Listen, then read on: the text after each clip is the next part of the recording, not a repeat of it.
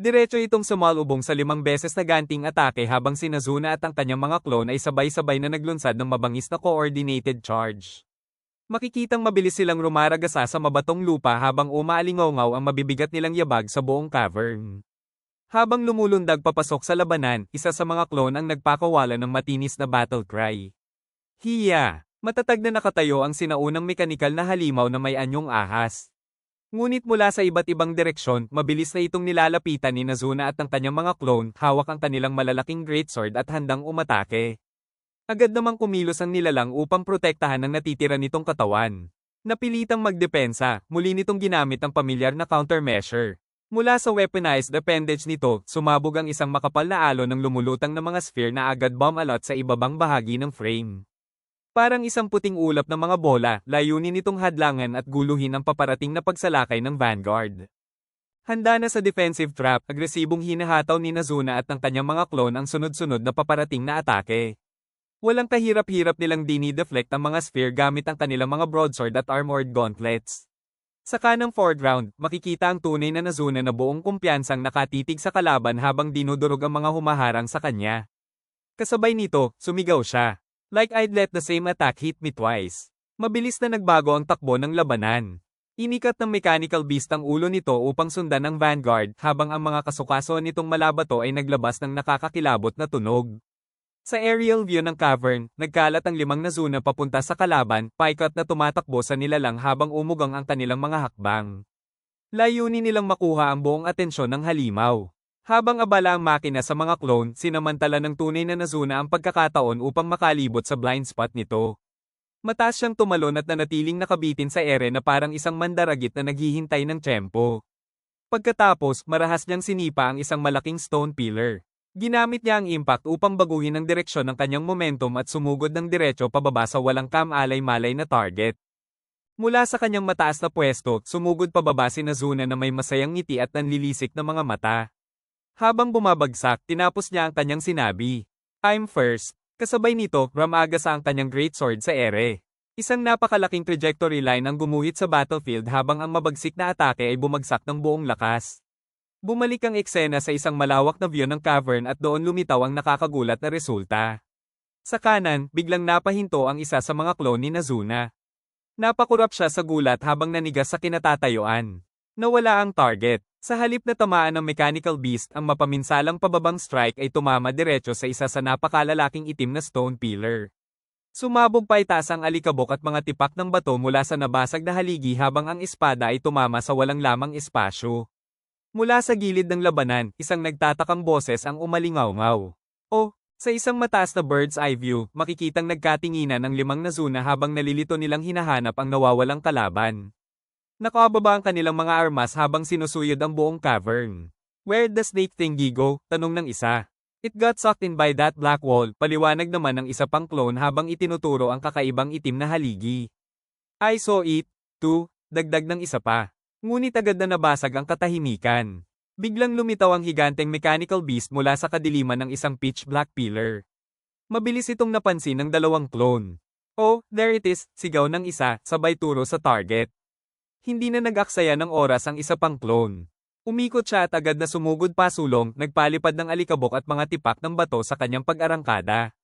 Itinaas niya ang kanyang greatsword at sumigaw. Sumabog ang aksyon habang sinalubong niya ang halimaw sa mismong sandaling tuluyan itong lumabas mula sa anino. Iwinasiwas niya ang Prometheus sa isang napakalawak na horizontal slash. Habang buong lakas na ipinapasok ang kanyang atake, masaya niyang ipinahayag ang kanyang pagiging una sa kanilang kompetisyon. Now I'm first. Sa isang malamultong galaw, biglang umatras ang sinaunang mechanical giant at tuluyang lumusat sa loob ng isang pitch black pillar. Mula sa tuktok ng haligi, isang clone ang napasinghap sa gulat. Sa ibaba naman, natulala ang isa pang Nazuna habang nakatitig sa solidong bato. Isang maliit na text box ang agad nagpaliwanag sa nangyari. It went through the wall. Mas malinaw na ipinakita ang kakaibang kakayahan ng nilalang. Naghiwa-hiwalay ang mga stone-like armor plate nito at tila natunaw sa madilim na ibabaw ng haligi, dahilan upang mawalan muli ng target ang vanguard. Hindi naman naitago ni Nazuna at ang isa niyang clone ang kanilang pagkainis. Naging komikal ang kanilang mga ekspresyon habang nakatitig sa walang lamang pillar. Wait, sigaw ng isa. Hey, dagdag naman ng isa pa. Lumipat ang eksena sa isang mataas na overlook ng buong cavern. Nakatayo si Lord Light sa isang elevated ledge, kalmado at tahimik na inoobserbahan ang labanan. Sa ibaba, makikitang nagkakanya-kanya ng hanap sina Nazuna at ang kanyang mga clone sa pagitan ng napakalalaking itim na haligi, habang ang mechanical beast ay patuloy na nagtatago at lumalayo. Habang pinagmamasdan ng sitwasyon, mabilis na naunawaan ni Lord Light ang bagong taktika ng kalaban. Mukhang isinuko na nito ang pakikipagsabayan ng harapan kay Nazuna. At lumipat sa isang mas ligtas na strategy, panatilihin ang distansya at dahan-daang ubusin ang kanyang kalaban. Nag-zoom in ang eksena kay Lord Light habang tahimik niyang sinusuri ang kalaban. Itinaas niya ang isang kamay sa kanyang baba at makikita sa kanyang matalim na mga mata ang matinding interes habang inoobserbahan ang kakaibang nilalang. Smart weapons are one thing, but no ordinary weapon would be able to make decisions about tactics. Ipinakita ang seryosong mukha ng mechanical giant na tila sumasalamin sa paghanga ni Lord Light sa teknolohiyang lumikha rito. If that artificial mythic class weapon can do it, how incredible was the technology that created it? Ipinakita ang epekto ng hit and run strategy ng nilalang. Sa kaliwa, muli itong umatras at dumausdos papasok sa isang napakalaking haligi. Samantala, sa kanan, makikitang nahihirapan sina Nazuna at ang kanyang mga clone na habulin ito. Umalingongaw ang kanilang mabibigat na yabag habang paikat-ikot silang naghahanap sa pagitan ng mga higanteng itim na haligi ngunit walang makitang bakas ng kanilang kalaban. Tuluyang naipakita ang tunay na halaga ng kakayahan ng mechanical beast. Bahagya itong nakabaon sa loob ng isang solidong pader ng bato, ang puting outline ng katawan nito ay halos hindi makita mula sa labas. Habang abala ang mga mandirigma sa paghahanap, tahimik lamang itong nagmamasid mula sa taguan nito. Habang pinagsasama-sama ang lahat ng obserbasyon, narating ni Lord Light ang kanyang conclusion. Anyway, that must be its ability. Moving through walls. Nagpatuloy ang nakakainis na taguan sa loob ng cavern. Sa kaliwang bahagi, muling dumausdos ang mechanical giant sa loob ng isang pitch black pillar na parang multong walang pakialam sa mga humahabol dito. Sa isang mataas na ledge sa kanan, nakadekwatro ang isang clone ni Nazuna habang inis na nakatingin sa ibaba. Maya-maya, umalingaw-ngaw ang sigaw ng grupo sa buong silid. Don't run away. Face as fair and square. Sa maliit na inset panel sa ibaba, tahimik lamang na pinagmamasdan ni Lord Light ang nangyayari. Habang sinusundan niya ang galaw ng kalaban, may napagtanto siya. It must be its exclusive ability that's letting it keep away from Nazuna so well. Ngunit mabilis na nauwi sa komedya ang sitwasyon. Nagsimula nung magbangayan ng mga clone habang nabibigo silang mapalabas ang kalaban.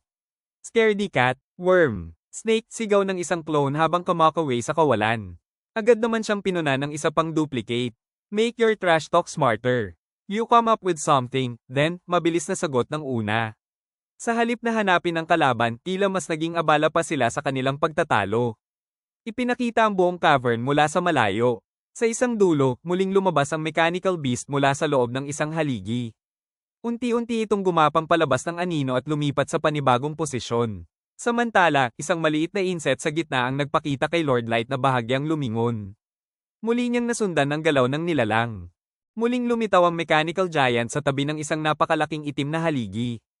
Itinaas nito ang weaponized arm nito at agad nagpakawala ng isa na namang rumaragas ang alon ng mga lumulutang na sphere. Ngunit sa pagkakataong ito, hindi ang mga clone ni Nazuna ang target nito. Diretso itong nakatuon kay Lord Light. Sa isang mataas na ledge, napasinghap sa gulat ang isang clone.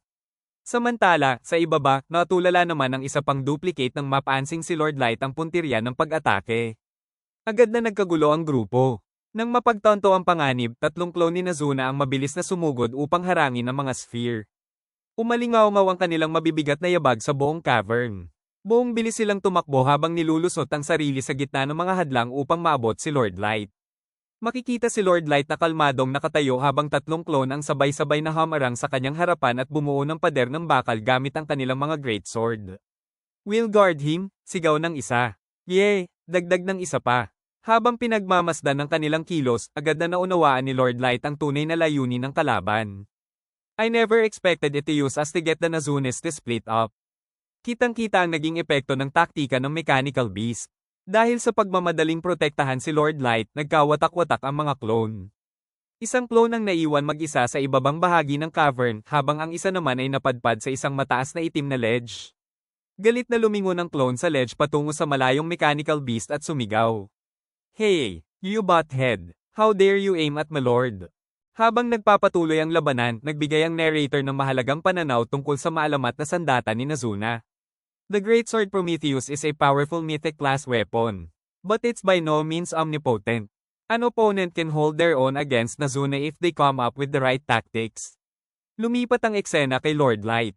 Tahimik lamang siyang nakatayo sa likuran habang tatlong clone ni Nazuna ang magkakatabing nakasimangot sa harapan. Pare-pareho ang kanilang komikal na mukhang puno ng inis habang tumatakbo ang pagsusuri ni Lord Light. In particular, Nazuna tends to be weak against intelligent strategies. Bumalik ang eksena sa gitna ng cavern. Sa pagitan ng napakalalaking itim na haligi, patuloy na sinusubukang habulin ng mga clone ang mailap na mechanical beast habang ito naman ay maingat na nagpapalit-palit ng posisyon gamit ang kakayahan nitong lumusat sa mga pader.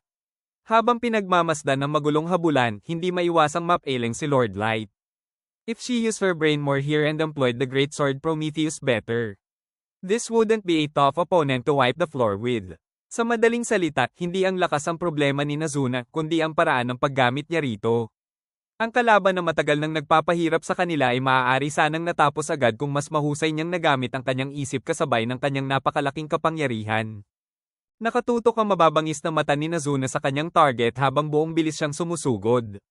Nakalabas ang kanyang matutulis na ngipin sa isang masiglang ngiti habang mahigpit niyang hinahawakan ang hilt ng kanyang sandata. Habang pinagmamasdan siya, nagpatuloy ang pagsusuri ni Lord Light. But she's just going for the monster head-on with all her might. For better or worse, that's how she is. Nag-zoom in ang eksena sa mukha ni Lord Light. Sa kabila ng kaguluhan sa battlefield, nanatili siyang kalmado at mapanuri. Sa kabila ng pagiging diretso at simpleng lumaban ni Nazuna, may mahalaga rin itong naitulong. However, it is thanks to her that I've been able to guess the snake-like thing's ability. Ipinakita ang kasalukuyang ayos ng buong cavern. Sa ibabang kaliwa, lantad na gumagalaw ang sinaunang mechanical beast sa pagitan ng mga pitch black pillar habang naghahanap ng bagong posisyon. Samantala, sa malayong bahagi ng kanan, nakatayo si Lord Light sa likod ng tatlong clone ni Nazuna na mahigpit na bumubuo ng depensibong harang upang protektahan siya laban sa anumang biglaang pag-atake. Dahil sa walang tigil na pressure ni Nazuna, napilitan ng mechanical beast na paulit-ulit gamitin ang kakayahan nitong lumusat sa mga pader upang mabuhay. At sa bawat paggamit nito, mas lalo nitong ibinunyag ang sariling sikreto. Isang maliit na kahon ang naglalaman ng conclusion ni Lord Light. It tipped its hand. Sa isang mabilis at malinis na galaw, ipinasok ni Lord Light ang kanyang kamay sa loob ng kanyang coat. Napatingala naman ang isang malapit na clone ni Nazuna sa kanya, halatang nagulat. Kalmado ngunit puno ng kumpiyansang nagsalita si Lord Light.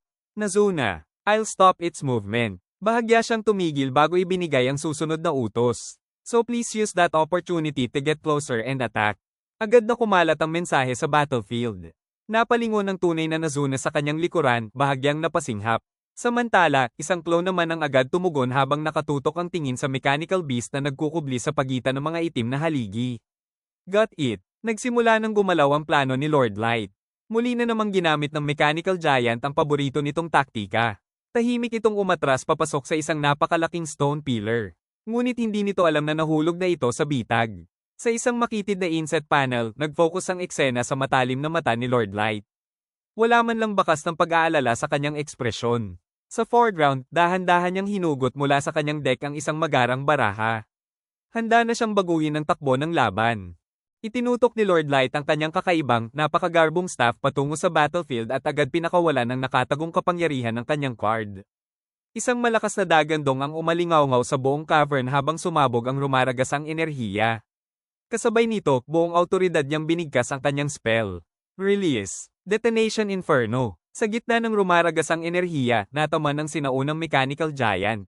Ang phase-shifting ability na matagal nitong ginagamit upang umiwas ay biglang naputol dahil sa panghihimasok ng mahika ni Lord Light.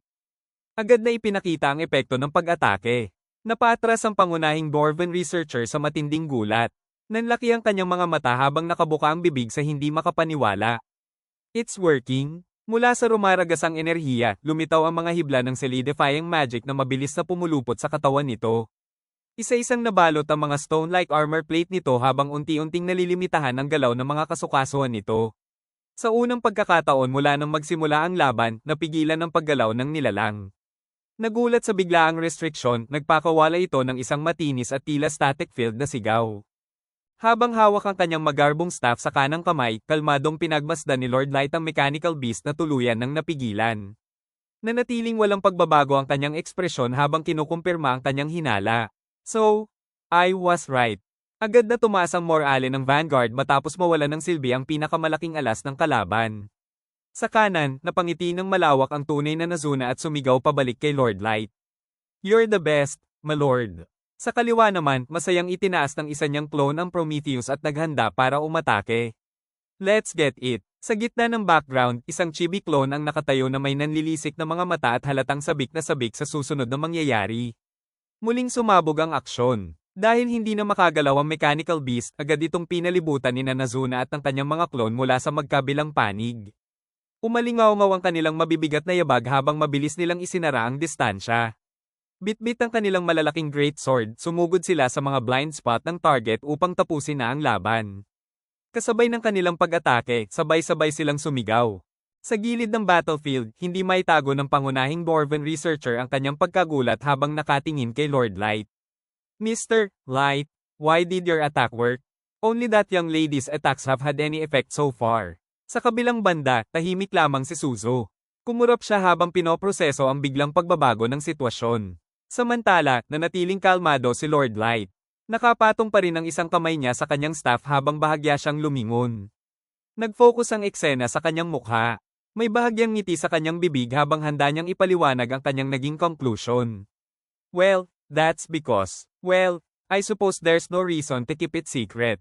Ipinakita ng malapitan ng mechanical beast na kasalukuyang nakapirmi dahil sa mahikang pumipigil dito. Nakabalot sa katawan nito ang mga hibla ng enerhiya habang hindi ito makagalaw. Habang nakatuon ang eksena sa nilalang, ipinaliwanag ni Lord Light ang kanyang naging hinuha. I figured that artificial mythic class weapon might have the ability to make itself insubstantial. Sa madaling salita, hindi talaga simpleng paglusot sa pader ang kakayahan nito. Sa halip, nagagawa nitong gawing hindi solid ang sarili nitong katawan, dahilan upang makalusot ito sa mga bagay at makaiwas sa karamihan ng mga pag-atake. Sa gitna ng eksena, makikita ang pangunahing Dwarven researcher na tuluyang natulala. Nanlaki ang kanyang mga mata at nakabuka ang kanyang bibig habang tumutulo ang malamig na pawis sa kanyang pisngi. Sa magkabilang tabi niya, ganoon din ang reaksyon ng dalawa niyang kasama. The ability to make itself insubstantial. Bumalik ang focus kay Lord Light. Itinaas niya ang isang kamay sa kanyang baba habang masusing pinag-iisipan ang kanyang teorya. Nanatiling kalmado at mapanuri ang kanyang ekspresyon habang pinipino niya ang kanyang conclusion. Maybe it would be more accurate to say that it has the ability to make its existence insubstantial relative to this world. Ipinakita ang iba't ibang eksena ng mechanical beast habang ginagamit nito ang kakaibang kakayahan nito. Makikitang madali itong dumadaan sa mga napakalalaking itim na haligi na para bang wala ang mga ito. Kasabay nito, ipinagpatuloy ni Lord Light ang kanyang pagsusuri. That would explain how it escaped detection by Suzu and as level 9,999. And got within 50 yards of us unnoticed. Also, how it passed through the black walls. Habang pinagdurugtong niya ang bawat piraso ng impormasyon, unti-unting nabubuo ang mas nakakatakot na katotohanan. Ang kakayahan ng nilalang ay hindi lamang simpleng pagdaan sa mga solidong bagay. Posibleng kaya nitong gawing wala sa mundong ito ang mismong presensya nito, dahilan upang maging halos imposibleng matukoy o mapansin hanggang sa kusang loob itong magpakita. Sa itaas ng eksena, makikitang tahimik na lumulutang ang ilang translucent na puting sphere sa hangin. Habang pinagmamasdan ng mga ito, ipinagpatuloy ni Lord Light ang kanyang pagsusuri. If it put that power into those white cannonballs. Ipinakita ang dalawang mahalagang alaala na sumusuporta sa kanyang teorya. Sa kaliwa, makikita si Nazuna na napapangiwi sa sakit habang tinatamaan ng isa sa mga sphere.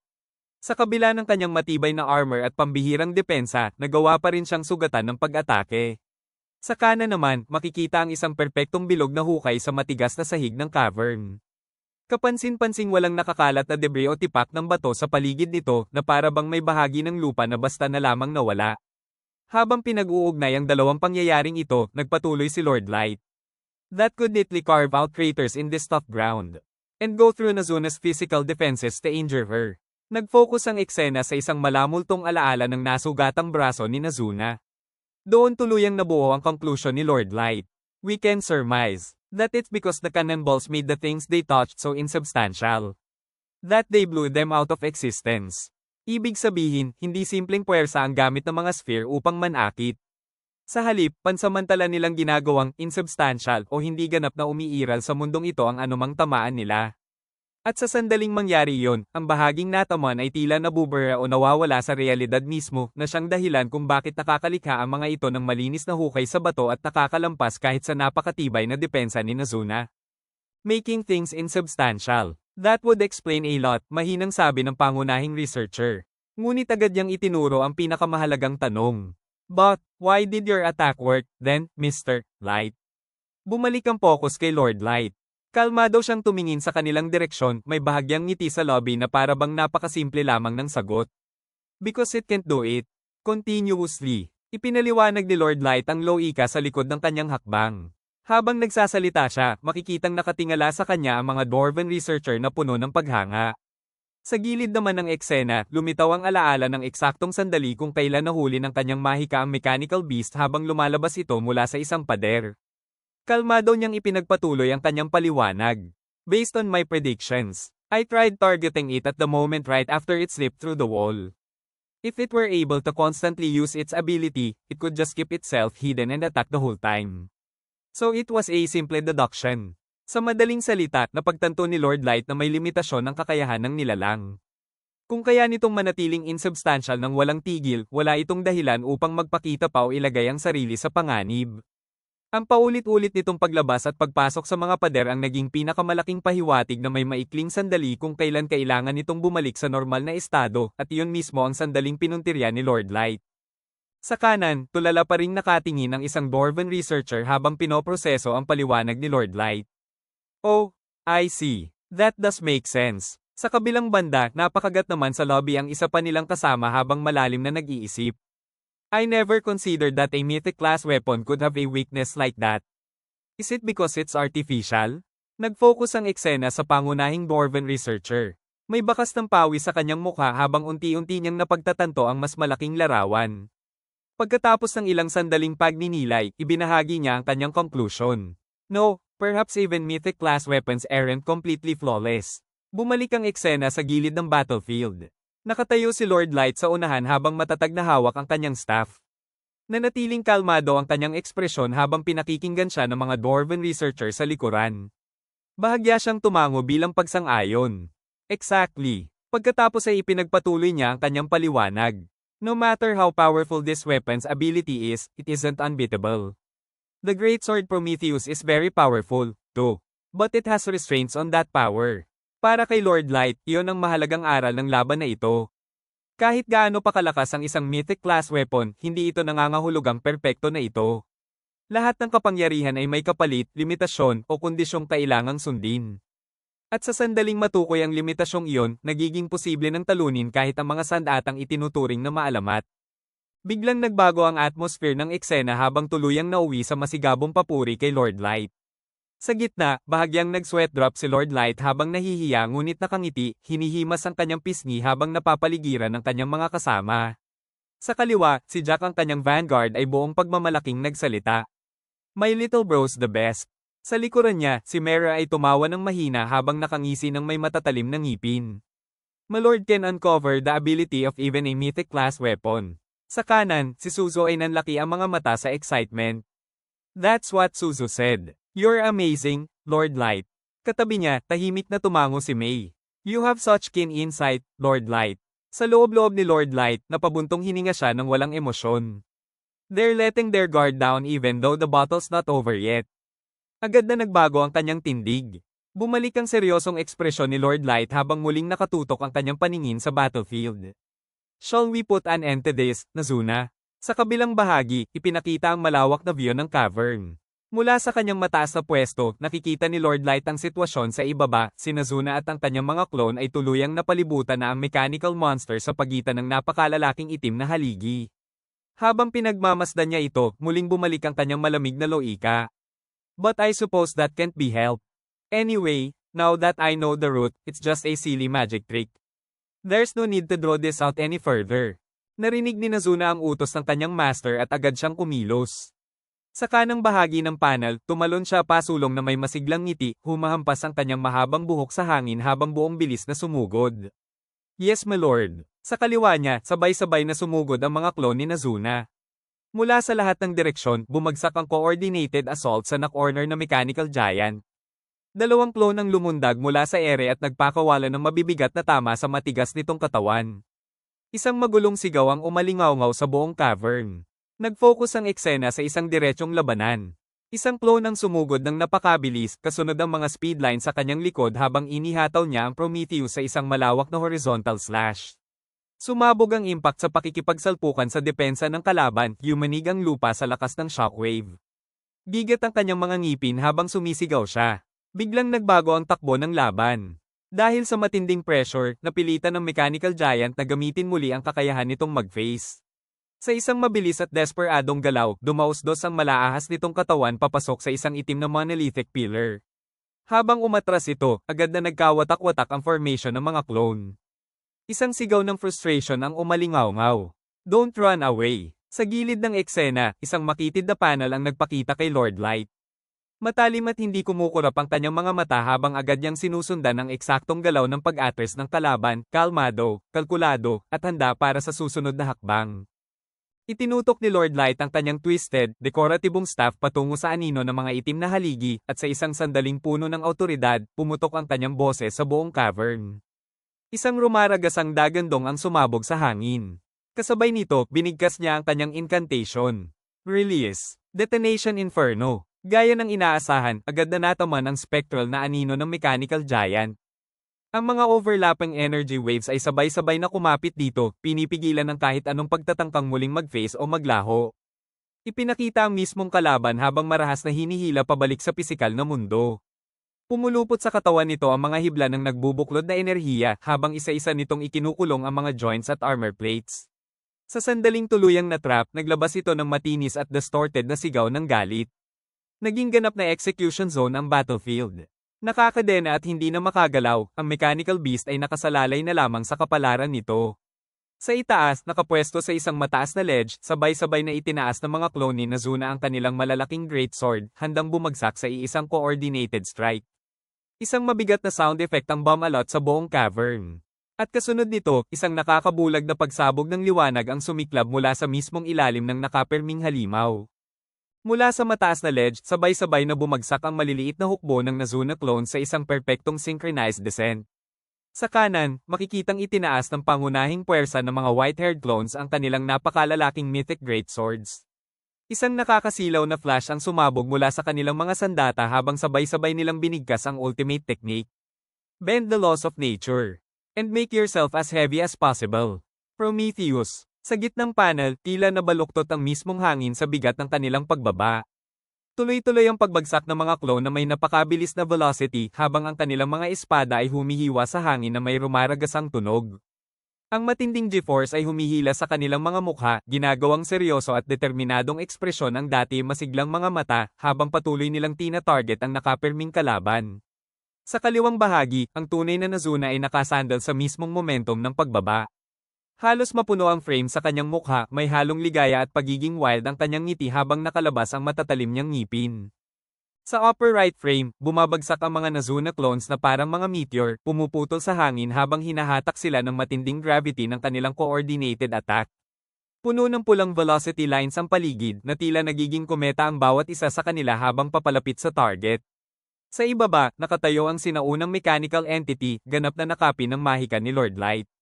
Umiilaw at naglalabas ng sparks ang malabatong armor nito habang pilit nitong sinusubukang tumanggap ng paparating na kapahamakan. Sa gitnang panel, nakatutok ang eksena kay Nazuna. Nililiwanagan ng nakakabulag na liwanag ng sandata, kitang-kita ang kanyang mapanlupig na ekspresyon. Nanlaki ang kanyang ruby red eyes, puno ng matinding adrenaline, habang sumigaw siya ng buong sigla. At sa huling panel sa kaliwa, tumama ang katapusan ng laban. Ang napakalaking, gold-rimmed blade ng Prometheus ay bumaon diretso sa core ng target. Nabiyak ang matitibay nitong armor plate sa malalaking tipak na lumipad sa lahat ng direksyon. Sabay-sabay na tumama ang buong bigat ng synchronized vanguard descent at sa isang sandaling puno ng kagandahang loob at kaguluhan, tuluyang nagliyab ang battlefield sa isang napakalaking pagsabog ng debris at gintong enerhiya. Sa paligid ng impact zone, makikitang nakapalibot si Nazuna at ang kanyang mga clones mula sa lahat ng anggulo. Kung makapit sa kanilang armor ang nakakabulag na liwanag ng pagsabog habang patuloy silang nananatiling nakatuon sa gitna ng labanan. Sa kaliwa, isang klon ang nakasandal pasulong, nakakunot ang noo at nakadiin ang mga ngipin habang itinutulak pa lalo ang kanyang sandata sa nabiyak na linya ng depensa. Sa kanan naman, isa pang klon ang buong lakas na nagbabrace laban sa matinding kickback ng impact habang nananatiling nakapako ang kanyang matatalim na pulang mata sa mismong sentro ng pagsabog.